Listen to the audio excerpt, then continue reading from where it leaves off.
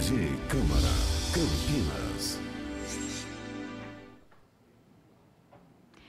Olá, e agora você fica com a discussão do último projeto do Executivo dessa audiência pública que aconteceram esta manhã. O projeto a ser discutido trata-se da reestruturação da Secretaria Municipal de Gestão e Controle. E, para isso, a Constileg recebeu o secretário responsável pela pasta.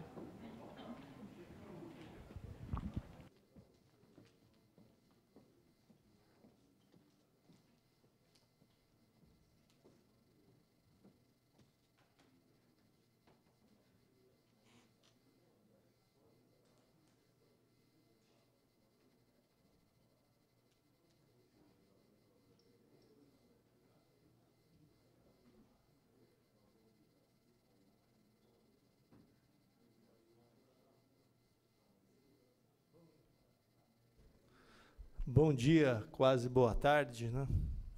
11h59.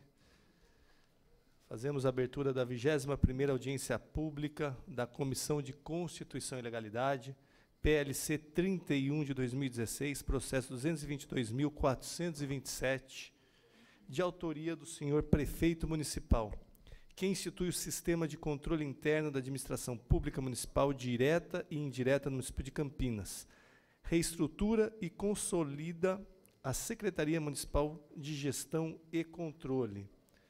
Gostaria de registrar a presença e convidar para que componha a mesa o secretário de Gestão e Controle, o senhor Walter Petito. Gostaria de registrar a presença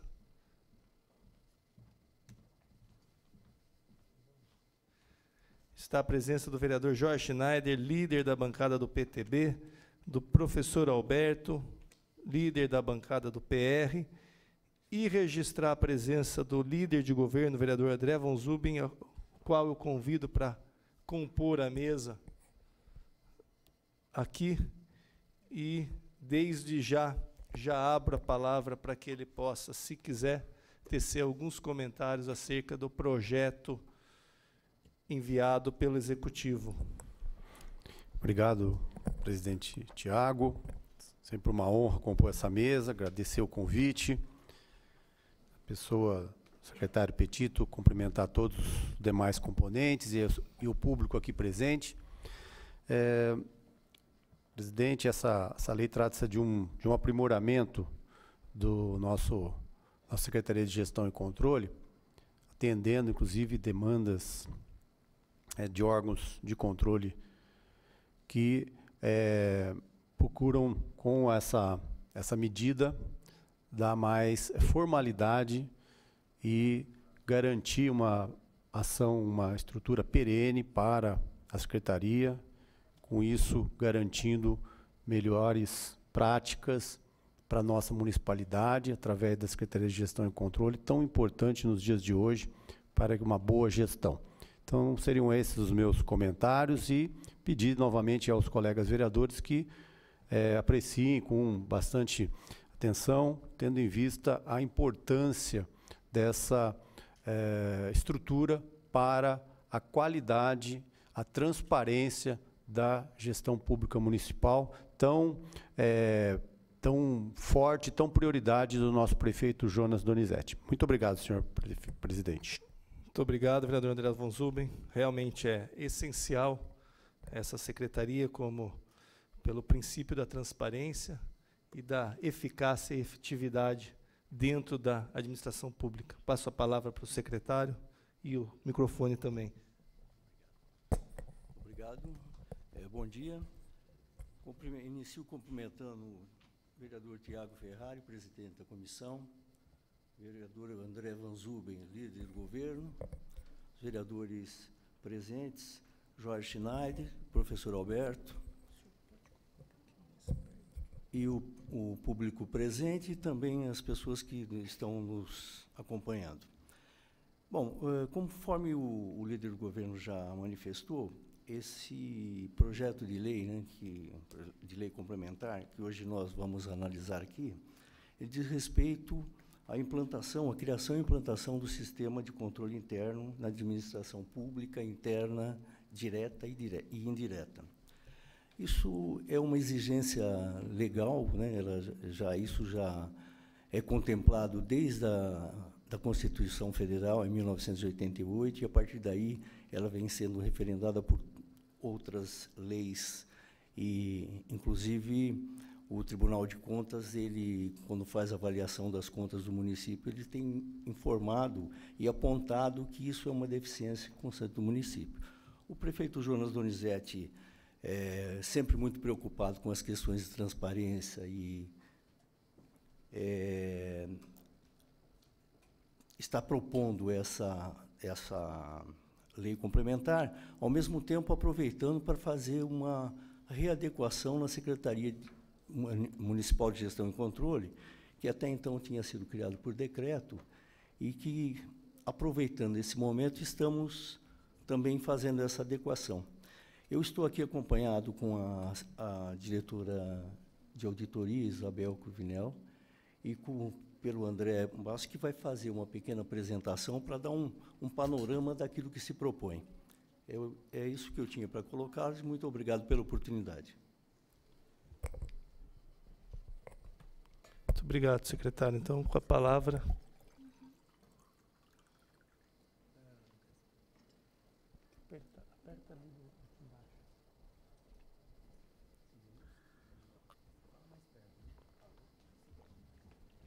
Alô? Muito boa tarde, senhor vereador Thiago Ferrari, presidente dessa Comissão de Constituição, Legalidade da Câmara Municipal de Campinas. Senhores vereadores, integrantes dessa comissão, a todas e a todos presentes, muito boa tarde. É uma satisfação cumprir essa missão de prestar esclarecimentos iniciais referentes ao PLC 31 de 2016, de autoria do Executivo Municipal. Bom, abordaremos o projeto de lei reconhecendo os seus dois aspectos principais. O primeiro trata da criação do órgão de controle interno na Prefeitura Municipal de Campinas, e o segundo será sobre a reestruturação da Secretaria de Gestão e Controle. Então, o projeto de lei, ora apresentado, objetiva a criação do sistema de controle interno e se fundamenta nos termos prescritos na Constituição da República e em ampla legislação acerca do tema controle interno, além do que atende recomendação expressa do Egrégio Tribunal de Contas do Estado de São Paulo. A gente inicia pela ampla fundamentação legal que traz a obrigatoriedade pela administração municipal de todos os municípios de todo o Brasil terem o seu sistema de controle interno. Iniciando, então, pela Constituição Federal, artigos 31, 70 e 74, Lei Complementar 101 de 2000, que é a Lei de Responsabilidade Fiscal, Constituição do Estado de São Paulo, nos artigos 32 e 35, Lei Orgânica do Município de Campinas, artigos 60 e 61, Lei Federal 8666 de 93, que é o Estatuto das Licitações, Lei Federal 4320 de 64, que é a lei que regula a contabilidade pública, a forma de efetuação dos registros e escriturações, em especial os comunicados 32 e 35, 32 de 2012 e 35 de 2015 do Tribunal de Contas, os quais ressaltam que tanto o município quanto a Câmara Municipal devem possuir seu próprio sistema de controle interno que atuarão de forma integrada, destacando que, neste contexto, tais normatizações atentarão para as funções constitucionais e legais atribuídas ao controle interno. E o ato normativo 05 de 2014 do Ministério Público de Contas, que estabeleceu o plano geral de atuação deste órgão no ano de 2014. O Ministério Público de Contas, para quem não conhece, é o órgão inquisitor, é o órgão de acusação quando o Tribunal de Contas efetua o julgamento das contas municipais. E nesse documento em específico, ele apontou como sendo um ponto focal a avaliação da presença de sistemas de controle interno nos municípios averiguados pelo Tribunal de Contas. Então, todo esse conjunto de legislação traz a obrigatoriedade da instituição do controle interno. Vamos ver em seguida um outro conjunto legal que traz as consequências do não cumprimento desta obrigação pela administração municipal. Vejamos, a Lei Complementar 135 de 2010 alterou a Lei Complementar 64 de 90 e trouxe nessas alterações hipóteses de inelegibilidade. Então, no tocante ao uso do dinheiro público, a inelegibilidade é decretada quando, na conta rejeitada, tipifica-se irregularidade insanável, que configure ato doloso de improbidade administrativa. Então, existe jurisprudência já a respeito do assunto. O Tribunal Superior Eleitoral, no julgamento do recurso eleitoral 8502, considerou que a inobservância aos alertas emitidos pelo Tribunal de Contas do Estado de São Paulo configura dolo a ensejar declaração de inelegibilidade do candidato à Prefeitura Municipal por improbidade administrativa, nos termos do artigo 1º, inciso 1, a linha G, da Lei Complementar 64/90. Então, o que são os alertas do Tribunal de Contas? São notificações do Tribunal de Contas sobre problemas na condução da administração a respeito de falhas detectadas. E a respeito da administração municipal, da Prefeitura de Campinas especificamente, nas contas anuais de 2012, 2013 e 2014, a ausência de regulamentação do sistema de controle interno da Prefeitura de Campinas já foi apontada.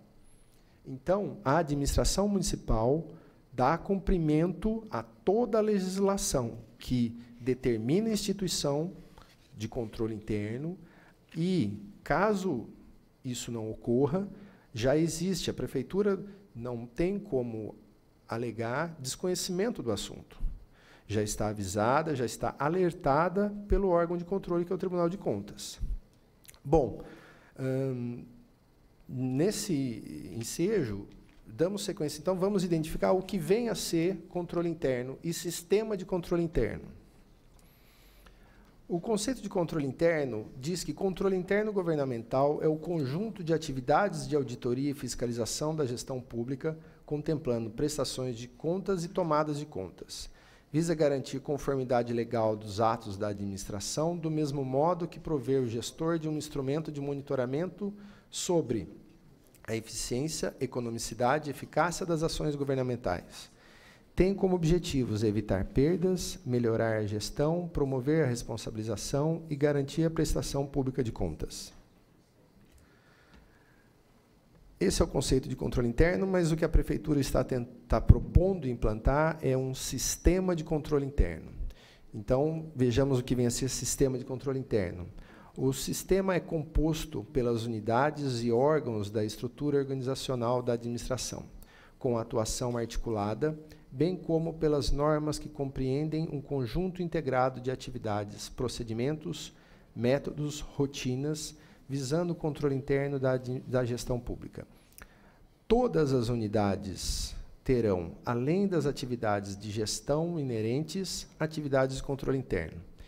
Então, toda vez que se vê a expressão sistema administrativo, deve-se entender que é um conjunto de órgãos funcionando de forma coordenada, com a presença de um órgão central responsável pela orientação e pela regulamentação desse funcionamento.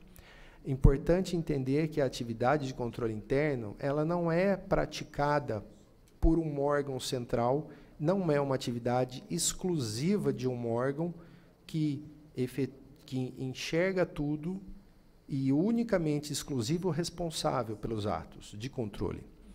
Todos os órgãos, todos os gestores são responsáveis pela atividade de controle interno, como nós vemos a seguir. Então, quem são os sujeitos de controle interno? Rigorosamente, todo gestor de dinheiro público e todos que preparam ou arrecadam receitas orçamentárias e extra-orçamentárias, ordenem pagamento de despesas ou tenham sob sua guarda ou administração bens, numerário e valores do município ou pelos quais este responda.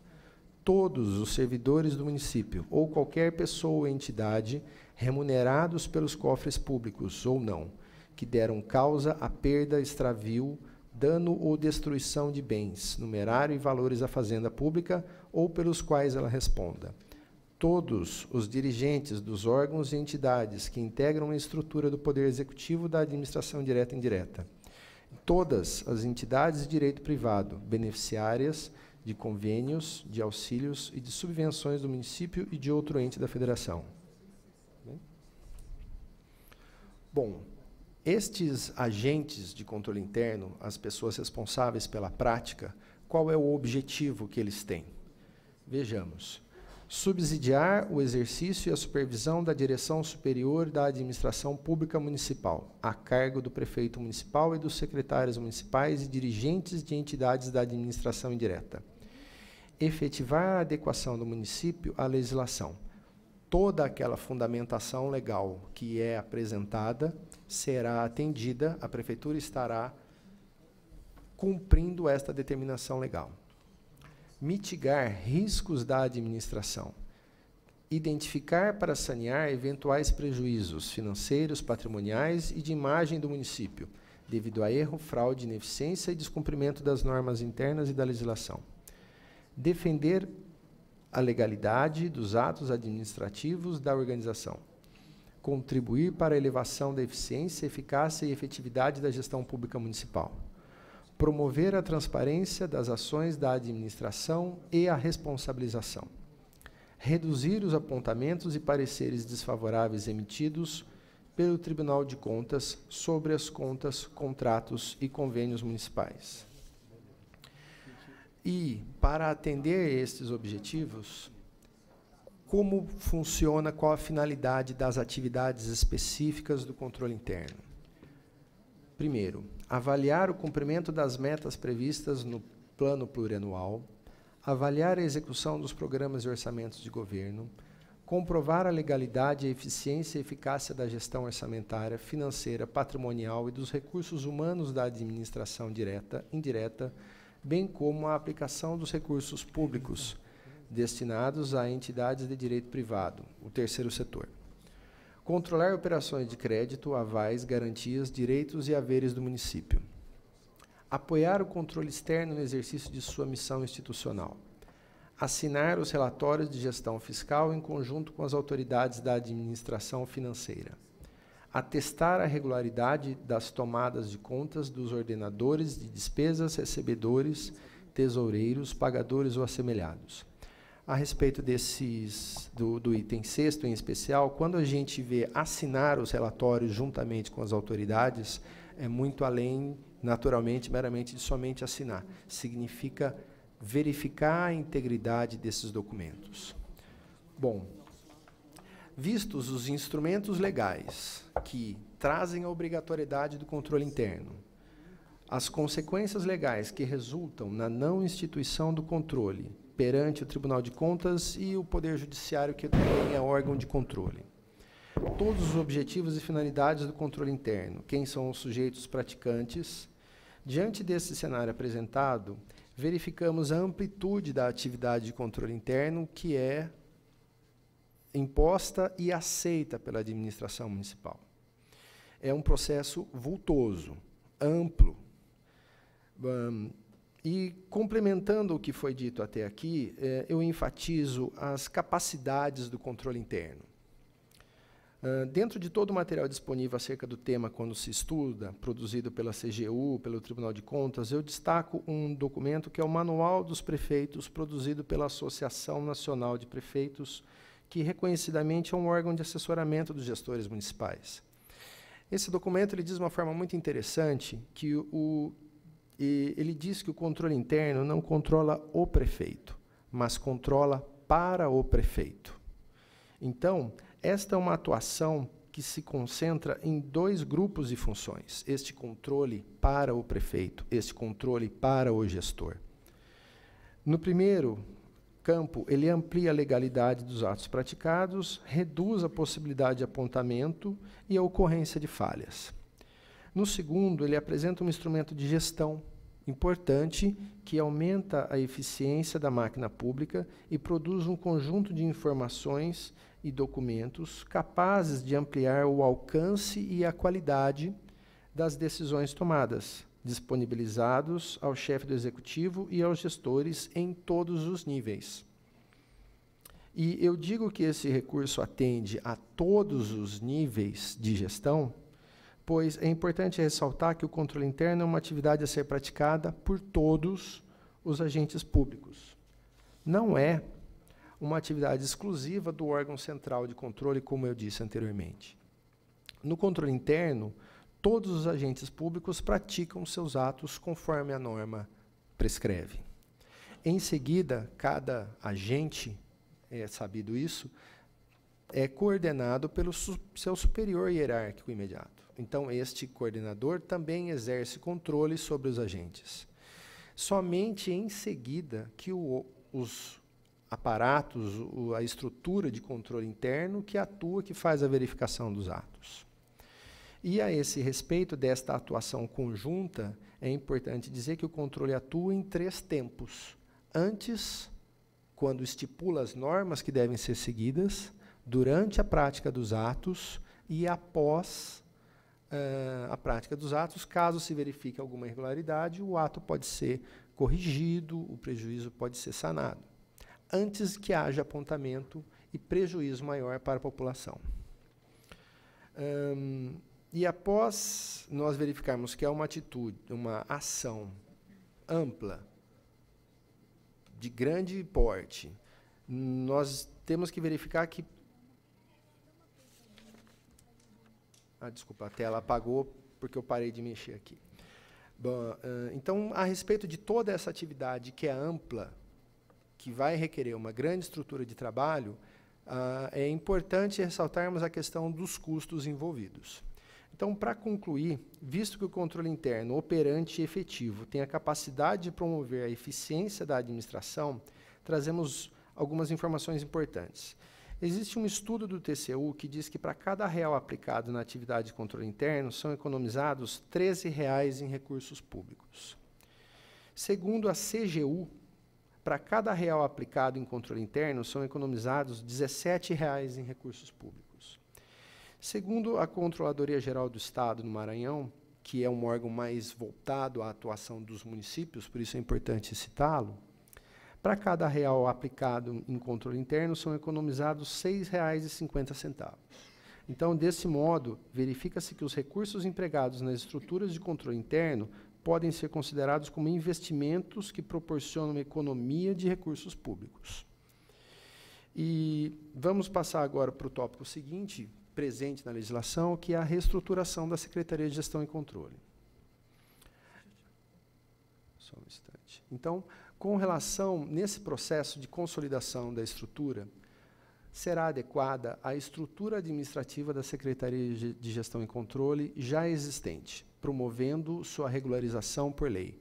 Como frisou o vereador Von Zuben, hoje a Secretaria de Gestão e Controle ela foi criada por meio de uma ferramenta que assiste ao prefeito municipal, que é o remanejamento interno de órgãos, por meio de decreto. A criação por lei ela é necessária porque está justamente se inovando na legislação, está se criando um órgão central de controle. E, nesse caso, a legislação diz que faça isso por meio de lei, trazendo debate junto ao legislativo e requerendo autorização para a criação desse novo órgão. Para isso, nessa reestruturação, os órgãos e cargos já em funcionamento estão sendo todos acolhidos sem acréscimo de novas despesas. Para o cumprimento das novas atribuições atinentes à atividade de controle interno, que é o enfrentamento da questão nova que se apresenta à municipalidade, estão sendo acrescidos à atual estrutura administrativa, um departamento e 3 coordenadorias setoriais com os respectivos cargos de chefia. E com relação à criação desta estrutura nova para o cumprimento das novas obrigações atinentes à atividade de controle interno, destacamos A criação deste Departamento de Ações de Controle Interno, composto por coordenadorias setoriais, Coordenadoria Setorial de Análise Contábil, Financeira e Orçamentária, e a segunda, de Análise Operacional e Patrimonial. A missão desse departamento se concretiza em parceria com os demais integrantes da Secretaria, os demais departamentos, e dá suporte ao secretário de Gestão e Controle no desempenho de suas atividades como responsável pelo sistema de controle interno. Esta atividade principal se efetiva pela implantação de controles, pela orientação dos demais órgãos da administração pública direta e indireta e pela certificação dos documentos pertinentes, sempre atuando conforme normatização e planejamento. Cenário que tinha para o momento. Agradeço. Muito obrigado. Abro a palavra ao vereador Jorge Schneider. Mas, desde já, muito importante os dados apresentados para a gente ter uma noção da importância, da implicação da gestão pública, seja na transparência, seja na eficiência e na eficácia, principalmente com relação aos recursos aplicados. Vereador Jorge Schneider. Quando nós pegamos os pareceres do Tribunal de Contas de todos os municípios do Estado de São Paulo, grande maioria é rejeitado por não aplicabilidade do percentual da educação ou da saúde. Com esse novo departamento, nós teremos o controle diário disso, para não chegar no final do ano, ter que comprar cartilha, não sei do que, coisas para a educação, que nós poderíamos ter diluído com necessidades extremas para o município, para evitar de cair na não aplicabilidade do percentual. Esse departamento vai auxiliar esse percentual que o prefeito, com tranquilidade, vai poder chegar no final do ano e dizer assim, já estamos dentro do percentual. Essa é a minha preocupação.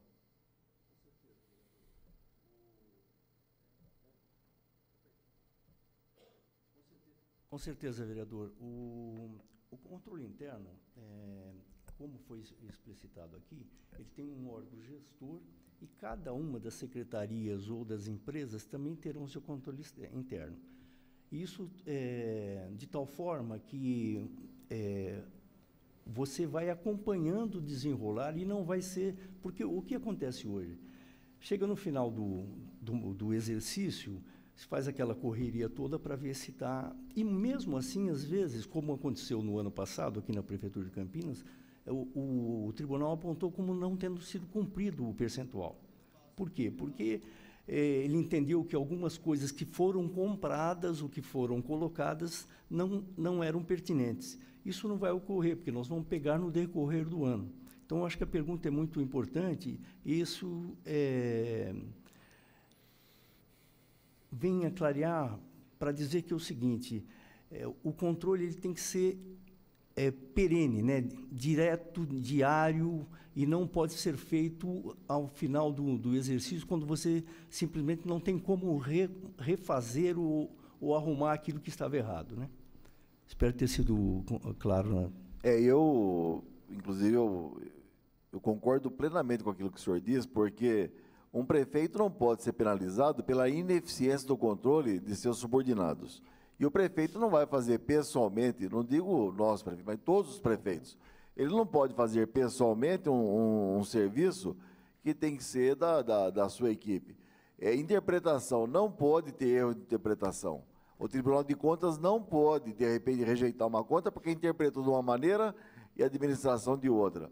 Tem que ter bem claro isso e esse controle.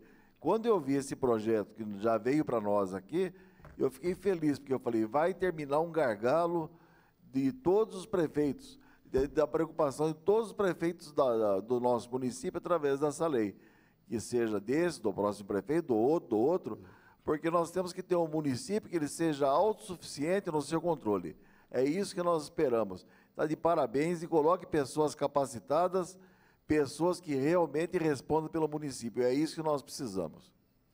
Obrigado, vereador. Aproveitando o comentário que o senhor fez, é exatamente isso. O controle interno, ele vai fazer o trabalho que faz o Tribunal de Contas. Portanto, ele vai usar os mesmos parâmetros, quer dizer, nós não seremos surpreendidos por estarmos avaliando de forma diferente. Obrigado pela Exatamente, a contribuição. medida tem que ser a mesma, no Estado, a medida no município, nós temos que falar a mesma língua, porque é isso que, porque todo o dinheiro que entra é suado. A pessoa tirou da boca, às vezes, para pagar seus impostos. Então, nós temos que ter esse controle rigoroso mesmo, para que nós não tenhamos aí, de repente, um susto na hora de uma avaliação de um exercício. Obrigado. Obrigado. Ninguém da plateia quer fazer pergunta? Eu acho. Então, nos damos por satisfeitos. Parabéns pela apresentação.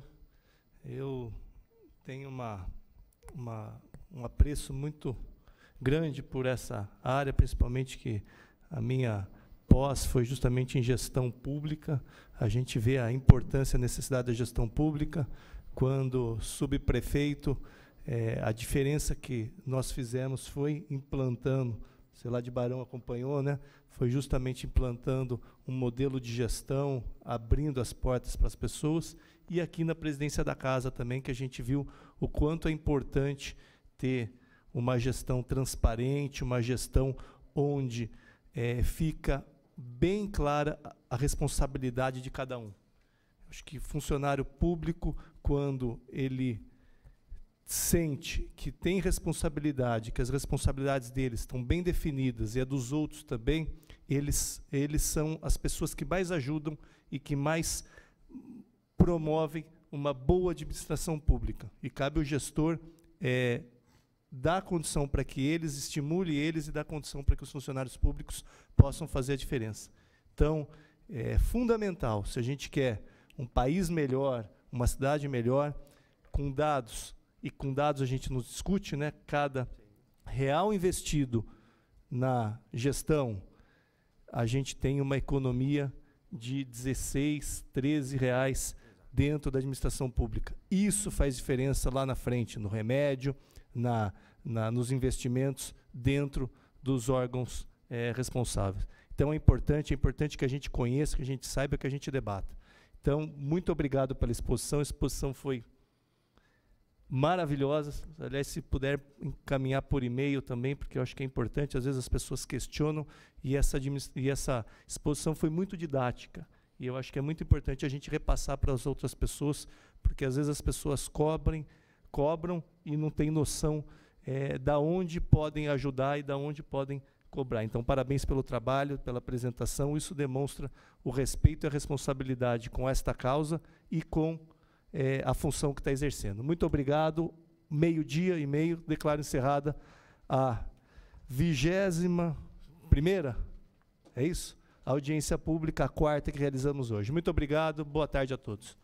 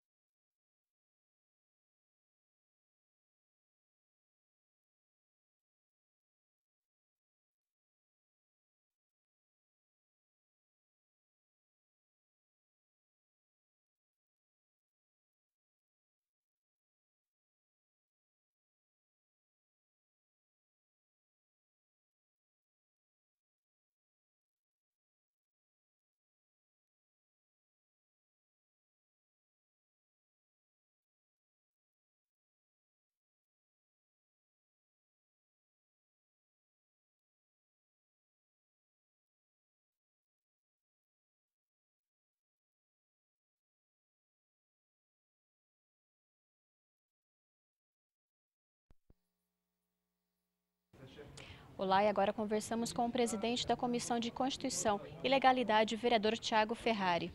Olá, vereador, foram diversos projetos discutidos do Executivo. Eu queria saber a importância da discussão deles aqui hoje.